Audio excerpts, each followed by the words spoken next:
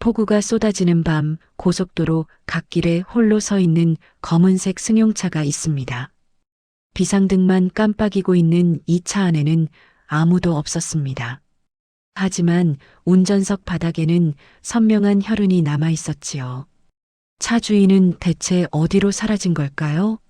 그리고 이 핏자국은 무엇을 의미하는 걸까요? 오늘 여러분과 함께 풀어갈 이야기는 단순한 실종 사건이 아닙니다.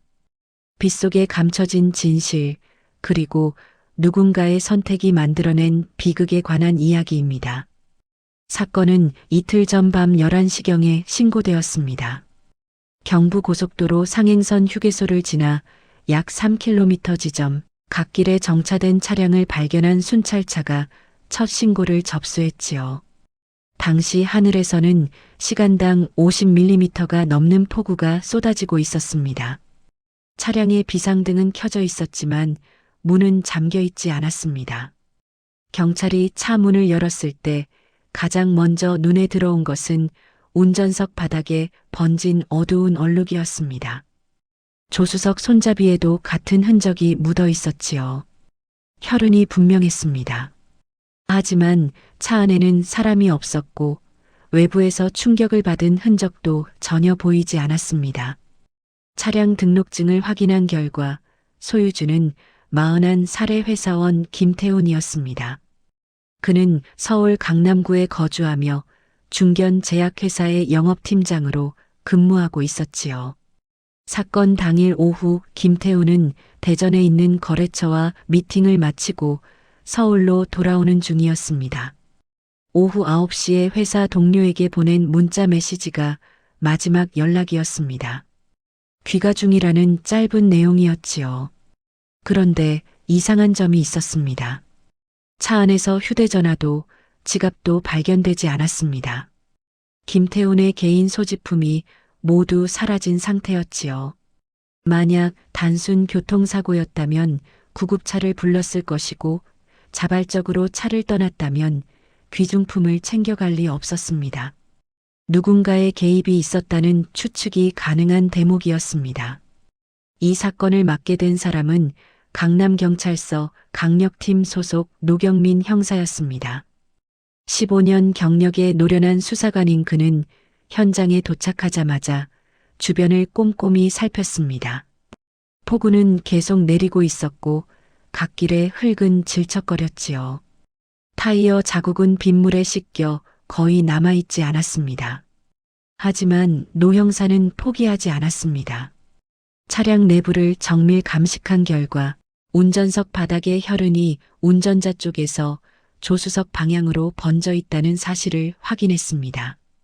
이는 김태훈이 다친 상태에서 조수석 쪽으로 몸을 움직였거나 누군가가 그를 끌어낸 흔적일 수 있었지요. 조수석 손잡이의 혈흔 역시 위에서 아래로 흘러내린 모양새였습니다. 김태훈이 손잡이를 잡고 버틴 흔적으로 보였습니다. 노 형사는 즉시 국립과학수사연구원에 혈흔 샘플 분석을 의뢰했습니다. 동시에 김태훈의 가족과 직장 동료들을 상대로 신속한 조사를 시작했지요. 실종자의 마지막 행적을 추적하는 것이 급선무였습니다. 김태훈의 아내 박은정은 남편이 집에 돌아오지 않자 밤늦게 연락을 시도했지만 받지 않았다고 진술했습니다. 처음에는 거래처에서 술자리가 이어진 줄 알았다고 했지요. 하지만 다음날 아침까지 소식이 없자 회사에 전화를 걸었고 그때 남편의 차가 고속도로에서 발견되었다는 사실을 알게 되었습니다. 은정은 경찰 조사에서 최근 남편과의 관계가 좋지 않았다고 솔직히 털어놓았습니다. 김태훈이 잦은 야근과 출장으로 집에 거의 없었고 부부 사이의 대화도 줄어들었다고 했지요. 특히 한 달 전부터는 남편의 외도를 의심하고 있었다고 덧붙였습니다. 사건 당일 오후에도 전화로 격하게 다퉜다는 사실을 인정했습니다. 노 형사는 은정의 진술을 들으며 내심 긴장했습니다. 부부간의 갈등은 범죄의 강력한 동기가 될 수 있었으니까요. 하지만 섣불리 판단할 수는 없었습니다. 은정에게도 알리바이를 확인할 필요가 있었지요. 한편 회사 측 조사에서는 또 다른 인물이 부각되었습니다. 김태훈의 직장 후배인 32살의 이성우였습니다. 성우는 같은 영업팀 소속으로 최근 실적 문제로 김태훈과 심하게 다툰 적이 있었지요. 동료들의 증언에 따르면 두 사람은 일주일 전 회의실에서 큰 소리로 언쟁을 벌였고 성우가 화가 나서 자리를 박차고 나갔다고 했습니다. 더욱 의심스러운 점은 사건 당일 이성우도 대전 지역에서 미팅이 있었다는 사실이었습니다. 김태훈과 같은 시간대에 같은 지역에 있었던 것이지요. 노 형사는 즉시 성우를 소환했습니다. 조사실에서 만난 이성우는 눈에 띄게 긴장한 모습이었습니다. 그는 김태훈 팀장과 다툰 것은 사실이지만 사건과는 무관하다고 주장했지요. 대전 미팅을 마치고 곧바로 서울로 올라왔으며 김태훈과는 마주친 적도 없다고 했습니다. 하지만 노 형사의 눈에는 그의 시선이 불안하게 흔들리는 것이 보였습니다. 증거는 부족했지만 의심은 짙어졌습니다. 노 형사는 이성우의 차량 블랙박스 제출을 요청했습니다. 성우는 잠시 망설이다가 며칠 후 제출하겠다고 답했지요. 그 망설임이 노 형사의 직감을 더욱 자극했습니다. 밤은 깊어갔지만 수사는 멈출 수 없었습니다. 고속도로 관리공단에 CCTV 영상 제공을 요청했고 김태훈의 휴대전화 위치 추적도 동시에 진행했습니다. 혈흔 분석 결과도 곧 나올 예정이었지요. 노 형사는 사무실 창밖으로 내리는 비를 바라보았습니다. 그날 밤에도 이렇게 비가 내렸겠지요. 증거를 씻어내리는 비하지만 혈흔만은 침묵하지 않았습니다. 이 사건의 진실은 반드시 밝혀질 것입니다. 국립과학수사연구원에서 혈흔 분석 결과가 도착했습니다. 차 안에서 발견된 혈액은 모두 김태훈의 것이었지요. 혈액량으로 볼 때 치명적인 부상은 아니었지만 적지 않은 출혈이 있었던 것으로 추정되었습니다. 노 형사는 김태훈이 다친 채로 누군가와 함께 차를 떠났을 가능성에 무게를 두기 시작했습니다. 그렇다면 그 누군가는 누구일까요? 가장 가까운 사람들부터 의심해야 했습니다. 아내와 후배, 두 사람 모두 김태훈과 갈등이 있었고 두 사람 모두 거짓말을 하고 있을지 모른다는 생각이 들었지요. 박은정에 대한 조사가 본격적으로 시작되었습니다. 노 형사는 그녀의 알리바이를 철저히 검증하기로 했지요. 은정은 사건 당일 저녁 8시부터 집에 있었다고 주장했습니다. 남편과 전화 통화를 한 것도 집에서였고 그 이후로는 계속 집에 머물렀다고 했지요. 경찰은 은정의 집 주변 CCTV를 전부 확보했습니다. 아파트 출입구, 지하 주차장, 엘리베이터, 심지어 인근 편의점과 상가의 방범, 카메라까지 모두 조사 대상이었지요. 이틀에 걸친 영상 분석 결과 박은정은 오후 6시에 집에 들어간 이후 다음 날 아침까지 외출하지 않은 것으로 확인되었습니다. 결정적인 증거는 아파트 엘리베이터 CCTV였습니다. 저녁 6시 10분 장을 본 비닐봉지를 든 은정이 엘리베이터를 타고 13층으로 올라가는 모습이 선명하게 찍혀 있었지요. 그리고 다음 날 오전 9시까지 그녀가 다시 엘리베이터를 이용한 기록은 없었습니다. 계단을 이용했을 가능성도 있었지만 아파트 후문 카메라에도 그녀의 모습은 포착되지 않았습니다. 노 형사는 난감했습니다. 은정의 알리바이가 확실해 보였기 때문이지요. 그녀가 직접 범행에 가담했을 가능성은 거의 사라졌습니다. 하지만 한 가지 의문이 남았습니다. 누군가에게 사주했을 가능성은 없을까요? 은정을 다시 불러 추가 조사를 진행했습니다. 이번에는 더 직접적인 질문들이 쏟아졌지요. 남편의 외도를 확신하는 증거가 있느냐, 혹시 사람을 고용한 적은 없느냐, 최근 큰 금액을 인출하거나 송금한 적이 있느냐는 질문이었습니다. 은정은 당황한 기색을 보이며 강하게 부인했습니다.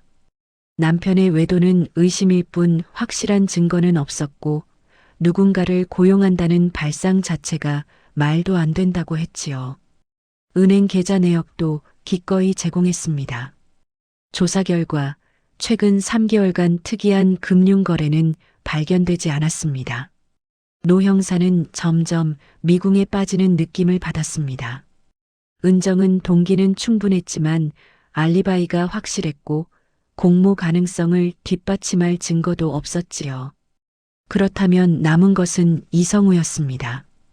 이성우에 대한 압박이 강화되었습니다. 그는 요청받은 블랙박스 영상을 사흘이 지나서야 제출했는데 수사팀이 확인한 결과 충격적인 사실이 드러났습니다. 사건 당일 저녁 9시부터 10시 사이의 영상이 깔끔하게 삭제되어 있었던 것이지요. 정확히 김태훈이 실종된 시간대였습니다. 노 형사는 즉시 성우를 재소환했습니다. 이번에는 분위기가 달랐습니다. 조사실 안은 무거운 침묵으로 가득했고 노 형사의 눈빛은 날카로웠지요.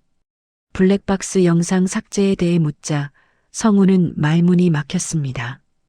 한참을 망설이다가 실수로 지웠다고 둘러댔지요.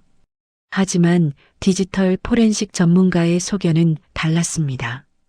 해당 시간대의 영상만 선택적으로 삭제되었고 이는 의도적인 행위로 보인다는 것이었습니다. 노 형사는 테이블을 손바닥으로 한번 쳤습니다. 이제 더 이상 거짓말은 통하지 않을 것이라는 경고였지요. 성우의 이마에서는 식은땀이 흘러내렸습니다. 압박은 계속되었습니다. 김태훈과의 마지막 통화 내역이 제시되었지요. 사건 당일 저녁 9시 15분 두 사람 사이에 통화가 있었던 것으로 확인되었습니다. 통화 시간은 3분 42초였습니다. 성우는 이 통화에 대해서도 거짓말을 하고 있었던 것이지요. 성우의 얼굴은 창백해졌습니다. 그는 떨리는 목소리로 인정했습니다. 김태훈 팀장과 통화를 했다고, 하지만 업무 관련 내용이었을 뿐이라고 말했지요. 노 형사는 차갑게 되물었습니다. 그렇다면 왜 처음 조사에서 이 사실을 숨겼느냐고, 왜 블랙박스 영상을 지웠느냐고 물었습니다. 성우는 대답하지 못했습니다. 한참의 침묵 끝에 그는 고개를 떨어뜨렸지요. 노 형사는 직감했습니다. 이 남자가 무언가를 숨기고 있다는 것을 말입니다. 하지만 결정적인 증거가 없었습니다. 통화 기록과 삭제된 블랙박스 영상만으로는 범죄를 입증할 수 없었지요. 고속도로 CCTV도 확인했지만 폭우 때문에 선명한 영상을 얻기 어려웠습니다. 김태훈의 차량은 확인되었지만 다른 차량과의 접촉이나 사람이 오가는 장면은 포착되지 않았습니다.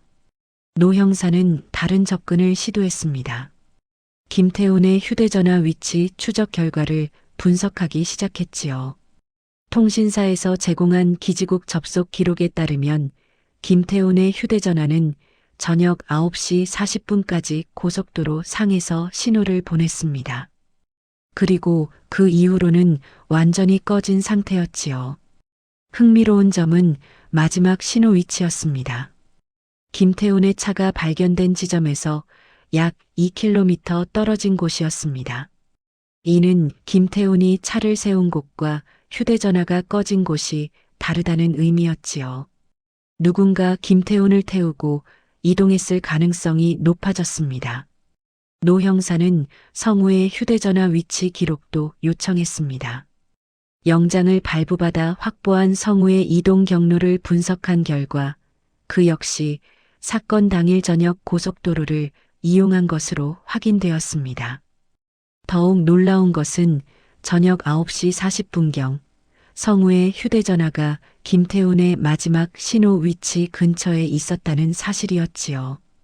이제 상황은 분명해 보였습니다. 두 사람은 고속도로에서 만났고 그 이후 김태우는 사라졌습니다. 성우는 거짓말을 하고 있었고 증거를 인멸하려 했지요. 하지만 여전히 결정적인 한 가지가 부족했습니다. 김태훈의 시신이었습니다. 시신 없는 살인 사건은 입증이 어렵습니다. 노 형사는 이 점을 잘 알고 있었지요. 성우를 구속하기 위해서는 더 확실한 증거가 필요했습니다. 자백을 받아내거나 시신을 찾거나 결정적인 물증을 확보해야 했습니다. 수사팀은 총력을 기울였습니다. 고속도로 주변 30km 반경을 수색했고 휴게소와 졸음쉼터의 CCTV를 모두 확인했지요. 성우의 차량을 압수해 정밀 감식을 진행했고 그의 자택과 사무실도 수색했습니다. 하지만 며칠이 지나도 특별한 단서는 나오지 않았습니다. 김태훈의 행방은 여전히 오리무중이었고 성우는 변호사를 선임해 묵비권을 행사하기 시작했지요. 수사는 교착 상태에 빠졌습니다. 노 형사는 밤늦도록 사무실에 남아 사건 자료를 다시 검토했습니다. 뭔가 놓친 것이 있을 거라는 확신이 들었지요. 혈흔, 통화 기록, 위치 추적, 블랙박스 삭제, 모든 증거는 성우를 가리키고 있었습니다. 하지만 법정에서 유죄를 입증하기에는 아직 부족했습니다. 새벽 2시 노 형사는 고속도로 CCTV 영상을 다시 한번 재생했습니다. 빗속에 흐릿하게 보이는 영상이었지만 그는 포기하지 않았지요. 그리고 마침내 아주 짧은 순간을 포착했습니다. 우산을 쓴 인물이 한 차량에서 내려 다른 차량으로 옮겨 타는 희미한 장면이었습니다. 영상은 불분명했지만 가능성은 충분했습니다. 노 형사는 다시 한번 성우를 압박할 준비를 했지요. 진실은 반드시 밝혀질 것입니다. 수사는 벽에 부딪혔습니다. 이성우는 변호사를 앞세워 입을 다물었고 결정적인 물증도 나오지 않았지요. 노 형사는 사무실 책상 앞에 앉아 커피를 마시며 생각에 잠겼습니다. 이대로 포기할 수는 없었습니다. 반드시 돌파구가 있을 것이라는 확신이 들었지요. 그는 디지털 포렌식 팀에 협조를 요청했습니다. 삭제된 블랙박스 영상을 복구할 수 있는지, 성우의 휴대전화에서 더 많은 정보를 찾을 수 있는지 알아보기로 했지요. 동시에 고속도로 관리공단에 다시 연락했습니다. 더 넓은 범위의 CCTV 영상을 확보하고 화질 개선 작업도 의뢰했습니다. 노 형사는 혼자가 아니었습니다. 수사팀 전체가 하나가 되어 움직이기 시작했지요. 막내 형사는 고속도로 주변 주유소와 편의점을 일일이 방문해 CCTV를 확인했고 선배 형사는 김태훈의 회사 동료들을 재조사했습니다. 작은 단서라도 놓치지 않겠다는 각오였지요. 이틀 후 디지털 포렌식 팀에서 연락이 왔습니다. 삭제된 블랙박스 영상 중 일부를 복구했다는 소식이었지요. 완벽한 복구는 아니었지만 몇 개의 프레임을 건져낼 수 있었습니다. 노 형사는 즉시 포렌식 연구소로 달려갔습니다. 분석관이 모니터 앞에서 그를 기다리고 있었지요. 화면에는 어둡고 흐릿한 영상이 재생되고 있었습니다. 폭우가 쏟아지는 밤, 차 안에서 촬영된 화면이었습니다. 영상은 끊겼다 이어지기를 반복했습니다. 하지만 몇 가지 중요한 장면이 포착되어 있었지요. 저녁 9시 43분, 차량이 갓길에 정차하는 모습이 보였습니다. 그리고 누군가 차에서 내리는 실루엣이 어렴풋이 보였습니다. 분석관이 화면을 확대했습니다. 비록 선명하지는 않았지만 두 명의 인물이 차 밖에 서 있는 것처럼 보였지요. 한 사람은 우산을 쓰고 있었고 다른 사람은 비를 맞으며 서 있는 듯 했습니다. 노 형사는 숨을 죽이고 화면을 응시했습니다. 이것이 바로 김태훈과 이성우가 마주친 순간일까요? 영상은 너무 짧았고 화질도 좋지 않았지만 두 사람이 만났다는 정황은 충분히 추정할 수 있었습니다. 다음 날 고속도로 관리공단에서도 희소식이 들려왔습니다. 화질 개선 작업을 거친 CCTV 영상에서 의미 있는 장면이 발견되었다는 것이었지요. 노 형사는 다시 한번 영상 분석실로 향했습니다. 개선된 영상은 이전보다 훨씬 선명했습니다. 저녁 9시 50분경 한 대의 승용차가 갓길에서 출발하는 장면이 포착되어 있었지요. 차량 번호판은 빗물 때문에 정확히 읽을 수 없었지만 차종과 색상은 확인할 수 있었습니다. 회색 세단이었습니다. 노 형사는 기록을 뒤졌습니다. 이성우의 차량도 회색 세단이었지요. 물론 같은 차종을 운전하는 사람은 많았지만 시간과 장소가 일치한다는 점에서 의심을 키우기에 충분했습니다. 더욱 중요한 것은 그 다음 장면이었습니다. 영상을 천천히 재생하자 조수석 쪽 창문으로 사람의 윤곽이 희미하게 보였습니다. 누군가 차에 타고 있었던 것이지요. 운전자 외에 동승자가 있었다는 증거였습니다. 노 형사는 모든 퍼즐 조각을 맞추기 시작했습니다. 김태훈의 차는 갓길에 버려졌고 그의 휴대전화 신호는 2km 떨어진 곳에서 끊겼습니다. 그리고 성우의 차량으로 보이는 회색 세단이 같은 시간, 같은 장소를 지나갔지요. 조수석에는 누군가 타고 있었습니다. 하지만 여전히 직접적인 증거는 부족했습니다. 영상만으로는 조수석의 인물이 김태훈이라고 단정할 수 없었지요. 노 형사는 다른 각도에서 접근하기로 했습니다. 성우의 차량을 압수해 정밀 감식을 다시 진행했습니다. 이번에는 더욱 세밀하게, 특히 조수석 부분을 집중적으로 조사했지요. 감식팀은 루미놀 시약을 사용해 혈흔 반응을 검사했습니다. 결과는 이틀 후에 나왔습니다. 조수석 시트 틈새와 안전벨트 버클 부분에서 미세한 혈흔이 검출되었지요. 누군가 세차를 하고 실내를 청소했지만 완벽하게 지울 수는 없었던 것입니다. 혈액 DNA 분석이 진행되었습니다. 노 형사는 결과를 기다리며 조바심을 냈지요. 만약 이 혈흔이 김태훈의 것이라면 성우가 거짓말을 하고 있다는 결정적인 증거가 될 것이었습니다. 일주일 후 국립과학수사연구원에서 최종 결과가 도착했습니다. 차량에서 검출된 혈흔은 김태훈의 것이 맞았습니다. 일치율은 99%를 넘었지요. 노 형사는 즉시 이성우를 다시 소환했습니다. 이번에는 증거를 손에 쥐고 있었습니다. 더 이상 거짓말은 통하지 않을 것이었지요. 조사실 분위기는 무거웠습니다. 성우는 창백한 얼굴로 의자에 앉아 있었고 그의 변호사는 긴장한 표정으로 서류를 넘기고 있었지요. 노 형사는 천천히 입을 열었습니다. 차량 감식 결과를 제시했습니다. 조수석에서 김태훈의 혈흔이 발견되었다는 사실을 알렸지요. 성우의 얼굴에서 혈기가 싹 빠졌습니다. 변호사가 뭐라 말하려 했지만 성우가 손을 들어 제지했습니다.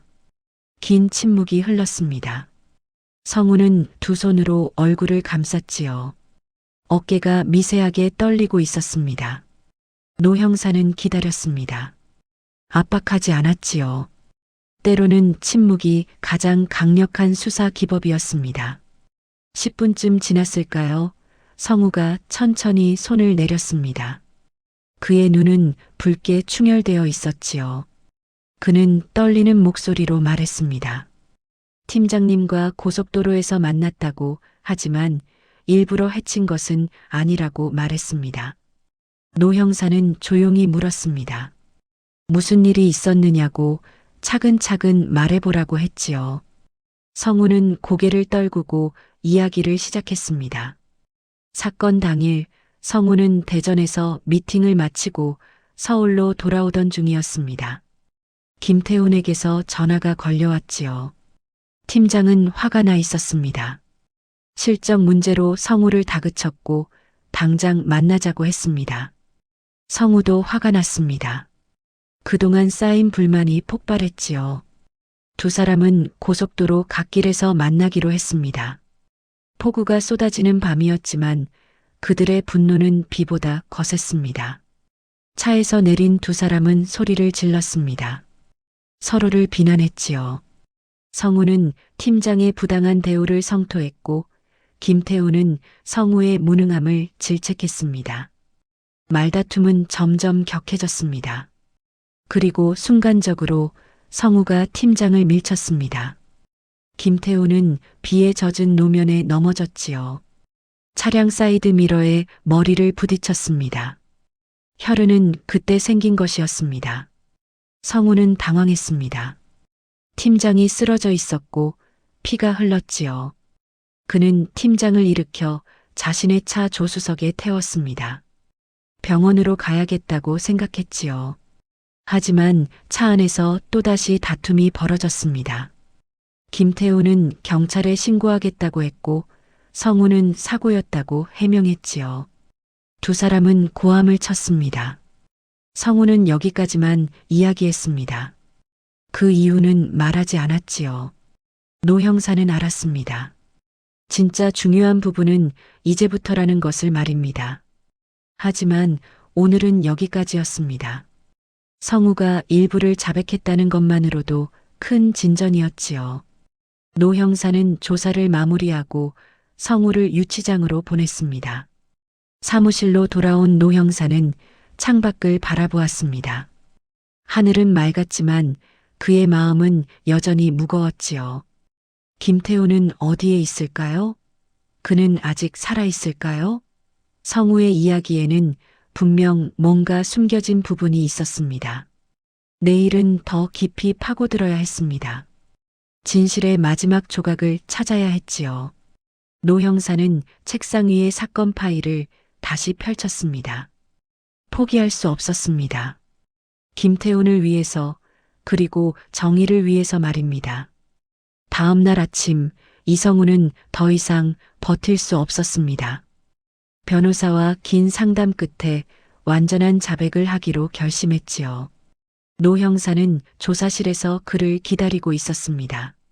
성우의 얼굴은 밤새 잠을 못 잔 듯 초췌했습니다. 성우는 떨리는 목소리로 이야기를 이어갔습니다.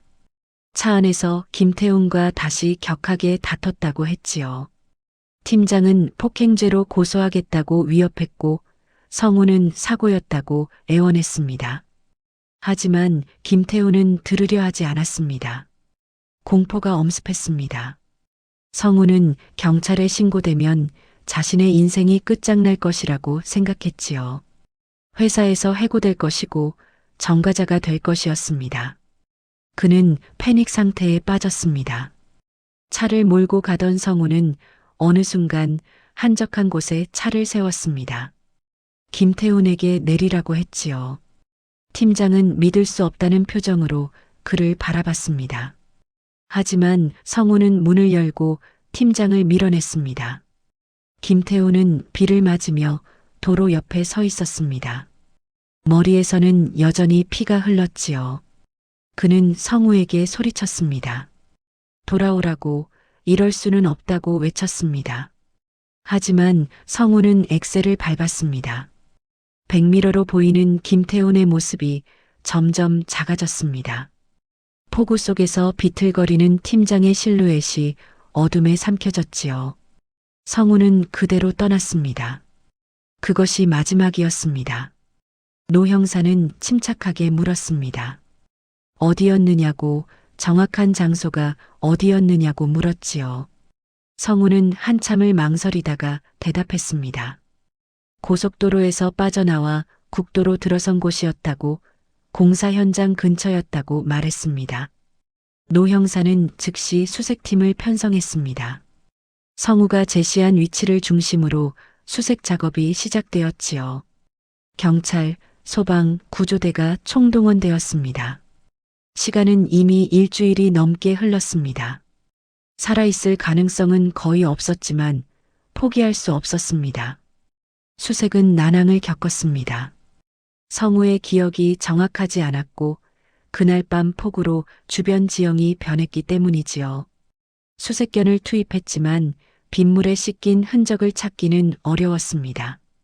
이틀째 되던 날 수색대원 하나가 공사장 인근 배수로에서 무언가를 발견했습니다.